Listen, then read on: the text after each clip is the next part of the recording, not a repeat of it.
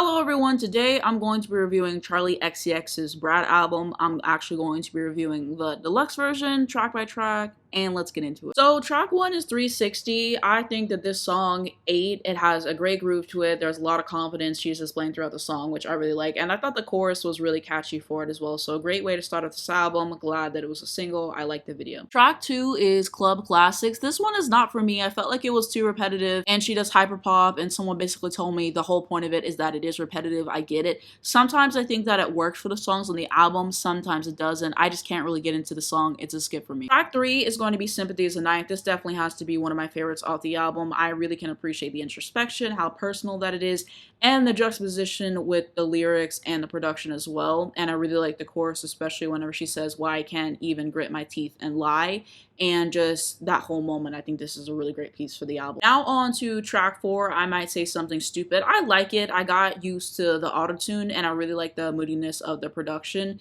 and just how she is on the song, just saying like, I'm famous but not quite, and she feels like she isn't special, and she's kind of blending into the background, and she's not really worthy of being the main one in the picture and all those things. It's just interesting for the fame that she has accomplished. A lot of people would envy for that, but she still kind of feels like she doesn't matter a whole lot. So I kind of like that moment with the song, and I thought it was a really good piece. Really liked how the song ended mid-sentence. I thought it was a nice touch. Track 5 is Talk Talk. I think it was just kind of meh, you know, the repetitiveness didn't really make it better. It's one that's grown on me, but it's not really a favorite. It's kind of a skip. Same thing goes for track 6, Von Dutch. One of my friends was really surprised that I didn't like the song, but it just didn't stand out to me. It really didn't. Track 7 is Everything is Romantic. I think that the beginning really ate. I like the production. I think it's cool, the whole soundscape there. Like the lyrics on here a lot. And whenever the beat kicks in, it kind of goes to another level. And it isn't my favorite because everything is repetitive, but I mean, hey, that's what we have the skip button for, but I really enjoy this song. Track 8 is Rewind. So I think this is a really interesting song, kind of just wanting to go back to a simpler time and everything. And even in the lyrics, she's basically just saying like, now I go to good restaurants, but I'm also worried about my weight and stuff like that. I used to not be embarrassed, now I am. And whenever she talks about calling the paparazzi, I thought that's so real because a lot of celebrities call the paparazzi on themselves. And the lyric that really stood out to me is whenever she said, I used to never think about Billboard, but now I've started thinking again, wondering about whether I think I deserve commercial success. So I can appreciate her and her transparency in regards to that and everything, because some artists genuinely just do it for the art, but some artists there are more about charts, and it kind of shows in their music and stuff like that. So that's kind of one point there. Some artists try to pretend like they don't care about the charts and stuff when they really do, and I think there's some who genuinely don't care. But I mean, I think it's perfectly normal to be making music and putting it out and just thinking about like all that and where you kind of stand in the landscape of music at that time and just in general. So I just thought this was a really honest lyric for her to put on. I appreciated it. And one thing I noticed about this album is that, you know, she is saying a lot of very specific stuff, like whenever she's talking about Billboard directly or the AirPods or Lana Del Rey and all of the songs later on this album. And I like it because at least it's like very specific, but I don't know, I kind of like leaving it vague because it ages better, but I just thought it was really interesting. But this whole song is definitely one of my favorites on the album. I thought it was really catchy. I like the production on there, vocals were good for what it was, and like I said, the lyrics were really a stand up for me. On to track 9, So this is a song that is about Sophie, a musician who passed away and someone who Charli was really close to and everything. I thought the lyrics were really heartfelt. It's a slower moment on the album. I like it. It's just kind of sad to listen to, so that's why I'm not going to listen to it every single time because it's a different vibe than most of the stuff on the album, but I appreciate it for what it is because it's a nice tribute. Track 10 is Girls So Confusing. So this song is one that she actually wrote about Lorde, and so it's very honest. You know, in the beginning, she's basically saying, yeah, I don't know if you like me. Sometimes I think you might hate me. Saying that we go out, we don't have a whole lot in common. Talk about making music. I don't know if it's honest. You know, I don't really know how you feel about me and everything. I think the pre-chorus for this one is really good. People say we're alike. They say we've got the same hair. And that's kind of just referencing the fact that she got confused for Lorde like multiple times. And I think it's really funny the way that she kind of plays into it as well. And so for this song, I actually prefer the version with Lorde. And here's Lorde's verse on the screen. But I mean, she just went off. Honestly, I was speechless when I woke up to your voice note. You told me how you've been feeling. Let's work it out on the remix.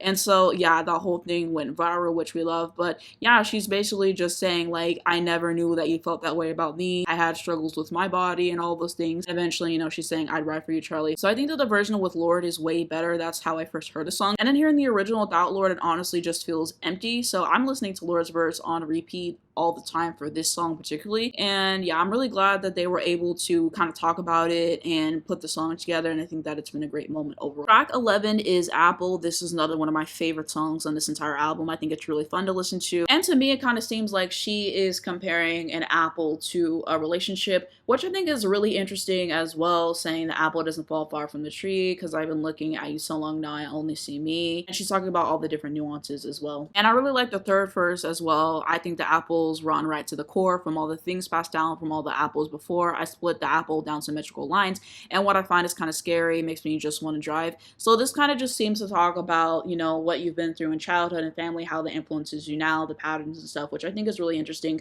So I really enjoy this song. It's one of my favorites on the album, as aforementioned. I think it's super catchy. Love the writing on there. I like the vocal, and I really liked all the edits that they made of it on TikTok with Dance Moms. If you know one thing about me, that's like my favorite show of all time, so I was really enjoying those as well. And the fact that she said that this might not even have been on the album, I don't want to imagine a world where this is not on the album. Definitely highlights, and maybe it'll be a single, maybe a good video, I don't know, but she absolutely ate this one up. So much fun. Track 12 is Back to Back. It was okay, far too repetitive for me. Track 13 is Mean Girls. This one has a lot of energy to it. I like it. I think it's a great track overall. I feel like the chorus really hits every single time that I listen to it, so A+ in my book. Track 14 is I Think About It All the Time. Another introspective moment for her on the album, talking about I was walking around in Stockholm, seriously thinking about my future for the first time, visiting a friend, how they had a child and everything, and now they both know these things that I don't. And then I think the chorus is really catchy on there as well, and she's saying that maybe I should have a child. And even in the second verse, she's saying, and they're exactly the same, but they're different now, and I'm scared of missing out on something, you know, all that. And she's even saying, should I stop my birth control? My career feels really small.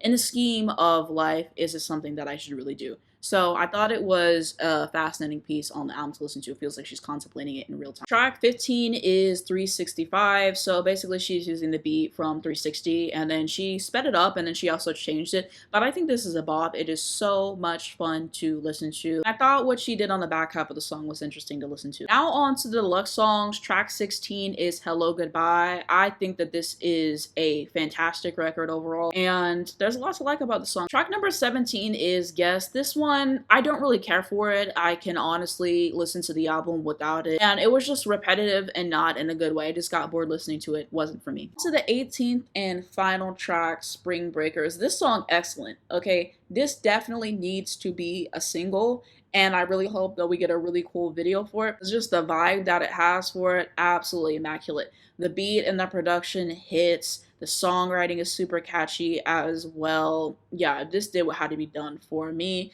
Honestly, should have made the standard album over a few tracks, in my opinion, and a highlight on this album for me for sure. So, quick recap of my favorite songs on this album. 360, the song That You Are. Whenever I first was getting into this album, this song was one that I definitely played on repeat. I think it's a lot of fun, so it definitely has to be up there for me. Also, Sympathy is a Knife. I Might Say Something Stupid. Rewind, Apple, and Spring Breakers if I really have to narrow it down, but those are the ones that I look forward to the most, and those are like my absolute favorites. Now on to my overall thoughts on this album. I think that this is something fun for the summertime. This isn't something that I would typically listen to, but my sister was listening to it. She was like, I'm having a brat summer, so we started to listen to it and then we didn't finish it, and then the next day I was like, you know what, I need to listen to this entire album, see how I feel about it and everything. And then I finished it. I was like, you know what, this album is actually really good, and I enjoyed it a lot more than I typically would, because it's not something I would listen to. This is my first Charli XCX album, but something that I'm really enjoying this summer, something that's been one of my most replayed albums, certainly. I saved 11 out of the 18 songs. Not too bad, not too bad, you know, and so I would recommend this album for sure if you were thinking about listening to it, if you wanted something for this time of year, and definitely something that's going to be on my favorite albums of the year list. I've also loved all the memes that have come from this era. Like for 360, I think I've seen people make like Apple commercials for it, which is fun. I talked about the Dance Moms memes for Apple, and just like in general, like I love what this album has kind of like taken on, and the fact that everyone's enjoying it so much, and just that entire thing of it. So there's something there I can also say as well. And also I feel like she didn't really expect this album to kind of do what it did and everything, but I'm just glad to have something that we all seem to be enjoying, something that is just pure fun. And I feel like we don't get a whole lot of albums like that. So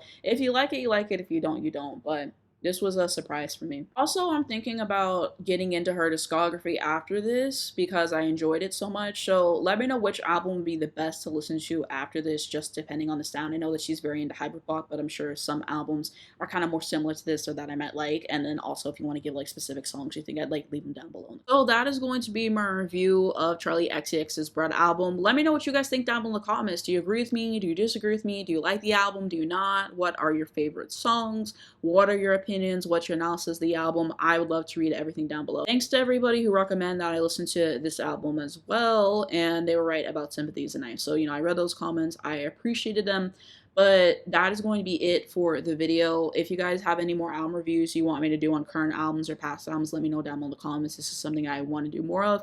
And I might do more voiceover videos. It just really depends on how I'm feeling. That'll be it for this video. Thank you so much for watching it. If you enjoyed it, like it below. It helps me out a lot in YouTube algorithm. I very much appreciate it. You can subscribe to see more videos like this. If you hit the bell, you get notifications for when I post and not missing any videos come out. First link down below in the description will be my second channel and whatever my latest video is on there. So we have a lot of music discussions over there.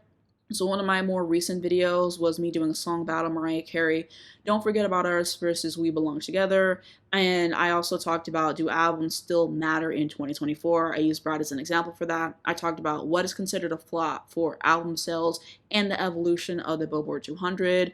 What is the song of the year so far? And those are the kind of music conversations we have, but I talk about other stuff. Dance Moms is one of my favorite shows of all time, as I mentioned earlier in this video. So I've done plenty of videos on that. I talk about sports sometimes, like that channel. I talk about whatever I want, whenever I want.